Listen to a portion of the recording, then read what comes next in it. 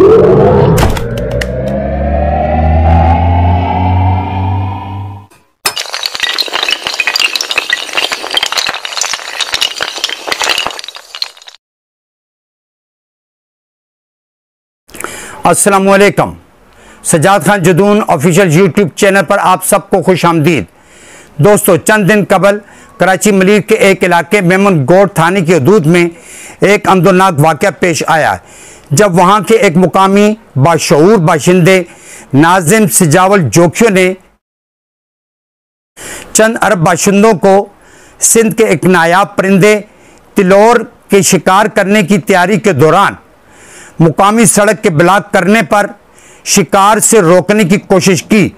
वो ना माने तो नाजिम जोखियों ने उनकी वीडियो बनानी शुरू कर दी, जिस पर मुकामी वडेरे और एमपीए सिंध असम्बली के आदमियों ने मोबाइल छीनने की कोशिश की और नाकामी पर नाजिम को मुगलिजात बकी और धक्के भी मारे, जिससे उसे मामूली खराशें आईं और वो वहाँ से चला गया और वीडियो सोशल मीडिया पर अपलोड कर दी, जिस पर अरब शिकारियों के मेज़बान मेंबर कौमी असम्बली सरदार जाम अब्दुल करीम के भाई एमपीए जाम ओवैस ने नाजिम जोखियों को धमकी आमेज पैगाम भेजा कि वीडियो डिलीट कर दो जो तुमने हमारे अरब मेहमानों की बनाई है।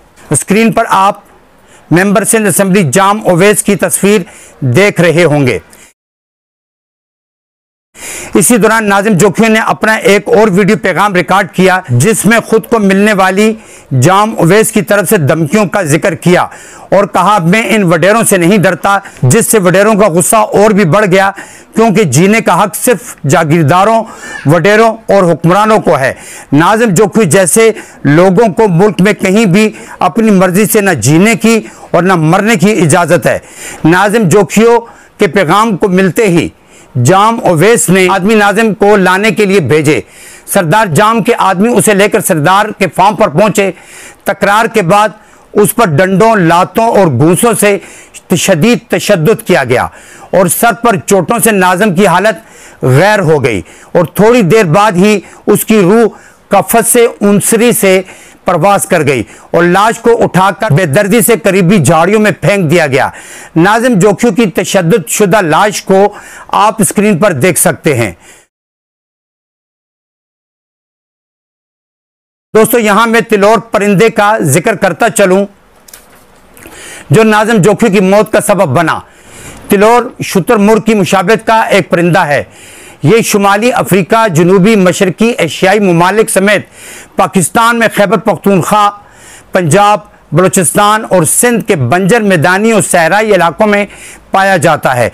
दुनिया में इसकी 26 इकसाम हैं और पाकिस्तान में 5 इकसाम पाई जाती हैं। ये ज़मीन पर अपना घोंसला बनाता है और ज़मीन पर बाआसानी चल फिर सकता है, लेकिन उड़ने की सलाहियत भी रखता है। बड़े तिलोर का वजन 20 किलो तक होता है। यह परिंदा इस वक्त बहुत नायाब है। पाकिस्तान में इसका शिकार दुनिया में सबसे ज़्यादा किया जाता है, जिसकी वजह से मुल्क में इसकी तादाद सिर्फ 6000 रह चुकी है। पाकिस्तान में वुज़रा, सूबाई हुकूमतें और वडेरे दौलत और अच्छे ताल्लुकात के लिए अरब शहजादों को तिलोर के शिकार की दावत देते हैं और नवंबर तक जनवरी में ये परिंदे बड़ी तादाद में दीगर ममालिक से पाकिस्तान का रुख करते हैं। इन्हीं महीनों में अरब शहजादे और अमीरजादे इस परिंदे के शिकार के लिए पाकिस्तान आते हैं। एक परमिट की कीमत तकरीबन 1000 अमेरिकी डॉलर है, जो पाकिस्तानी रुपयों में 1,70,000 रुपये बनते हैं।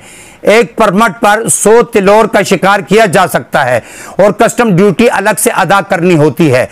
सबसे पहले ये इजाजतनामा पाकिस्तान के पहले आमिर जनरल अयूब खान ने अबू ज़बी के सुल्तान को जारी किया था। साबिक वजीर आज़म नवाज शरीफ ने भी अरब ममालिक से अच्छे ताल्लुकात की वजह से बेदरेक परमिट जारी किए। अरब अमीरजादे और शहजादे इस परिंदे के शिकार तरबियत याफ्ता उकाबों से करते हैं।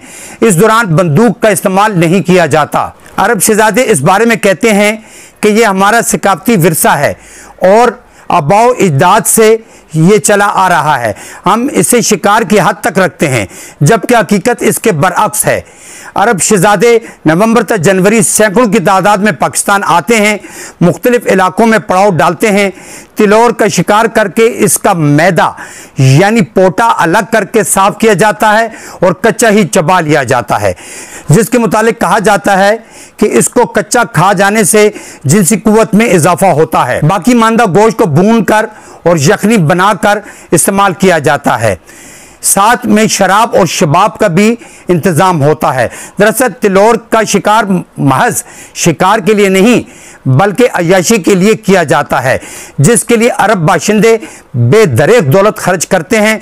मुकामी वडेरे, वुज़रा, सियासी क़यादत और दीगर बाअसर अरब शहजादों से माल और दीगर मराहत की लालच में गरीब और बेबस मज़ारों की 11 साल से 15 साल की लड़कियों को उनके हवाले कर देते हैं, जहां उनके खेमों से रात भर शिकार के गोश्त से दावत उड़ाने और उन मजलूम, मासूम और कौम की बेटियों की चीखें सहराओं और बंजर मैदानों में गूंजती रहती हैं, जिसकी दलाली ये बेशरम वुज़रा और हुकूमतें और वडेरे बड़े फख्र से करते हैं और ख़ुद को कौम का मसीहा और रहनुमा भी कहलाते हैं।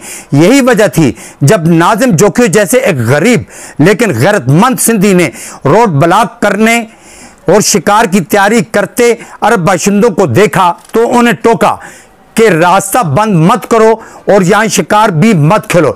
ये बात उन गैर मुल्कियों और उनकी हिफाजत पर मुकर्रर वडेरे जाम उवैस के आदमियों को बुरी लगी। जब जाम उवैस और जाम अब्दुल करीम को यह एहसास हुआ कि उनकी राजशाही में अगर एक बाशऊर आम सिंधी वीडियो बनाकर अवाम के शऊर को जगाने में कामयाब हो गया तो फिर हम जैसे तमाम वडेरों का खौफ उनके दिलों से निकल जाएगा और फिर अवाम और मिजारों पर रोब कायम रखने के लिए रवायती हथकंडा तशद्दुद के बाद कत्ल कर दो को अपनाया गया। सरदार जाम उवैस पीपल्स पार्टी सिंध के मेंबर असम्बली और उनके बड़े भाई सरदार जाम अब्दुल करीम पीपल्स पार्टी ही की टिकट पर मेंबर कौमी असम्बली हैं, लेकिन सुबह और शाम अवाम के गम में रोने पीटने वाले बिलावल भुट्टो और उनके वालिद आसिफ जरदारी ने एक खून नाहक पर आग करने की भी जुर्रत नहीं की। ये सिर्फ पीपल्स पार्टी ही नहीं, तमाम हुक्मरान इशराफिया का तर्ज अमल है।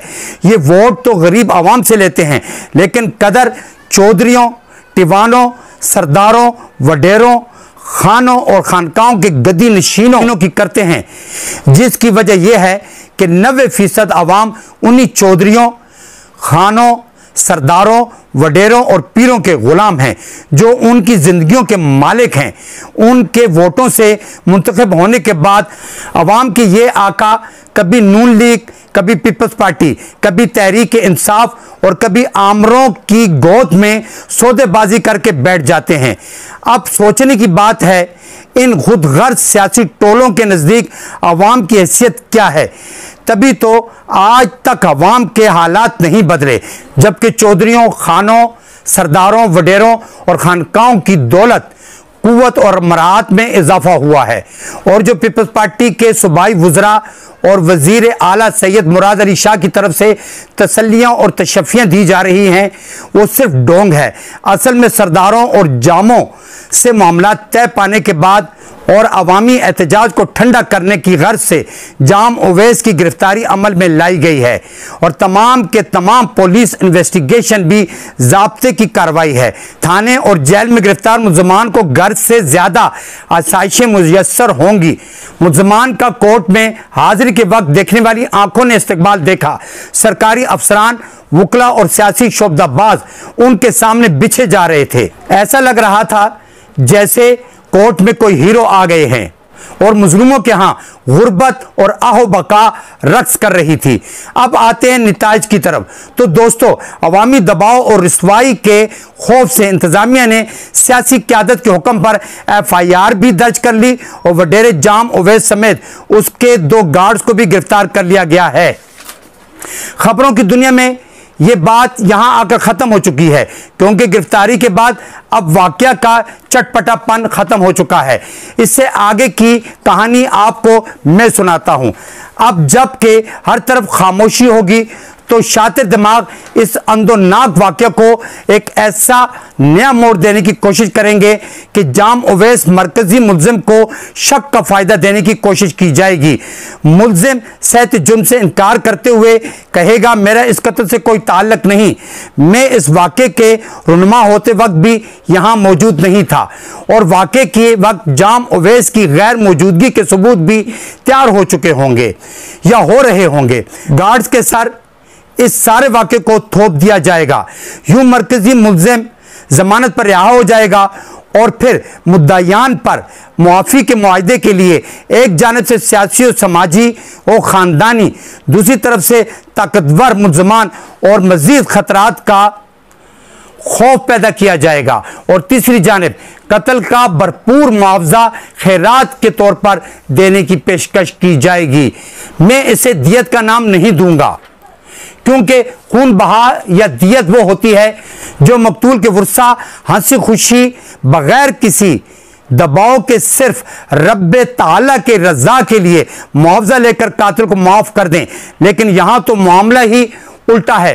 ताकतवर चाहे जितने भी कत्ल कर लें, दबाव में आकर इस इस्लामी शिक को अपने हक में इस्तेमाल करते हैं और इस तरह इस्लामी शियार का मजाक उड़ाकर अल्लाह ताला के अजाब को दावत देते हैं।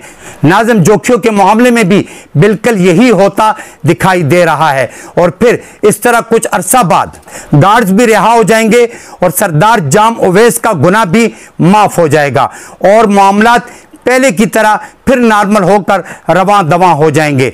मैं यहां पाकिस्तान के एक मारूफ शायर कतील शिफाई का एक शेर सुनाना चाहूंगा। दुनिया में कतील उससा मुनाफिक नहीं कोई, जो जुल्म तो सहता है पर बगावत नहीं करता। हर जुल्म पर हम कुछ ले देकर या किसी मसलहत की वजह से खामोश हो जाते हैं, फिर पूरा सच भी नहीं बोलते। अगर अब भी खामोशी या मसलहत से काम लिया गया तो ये जुल्म कभी नहीं रुकेगा। हमें हर किस्म के जराइम के सामने बंद बांधने के लिए तैयार रहना होगा और ऐसे जालिम और बेहिस सरदारों और वडेरों का मुकम्मल बाइकाट भी करना होगा और इन जैसे लोगों से छुटकारे के लिए अपने वोट के हक को दुरुस्त जगह इस्तेमाल करना होगा, वरना हर गैरतमंद और बाशऊर के साथ नाज़िम जोखियों जैसा हाल होगा और कोई आवाज़ उठाने वाला भी नहीं होगा। इस दुआ के साथ इजाज़त चाहूँगा। अल्लाह ताला हम सब का निगहबान हो। अगले प्रोग्राम तक के लिए इजाज़त दीजिए। अल्लाह हाफिज़।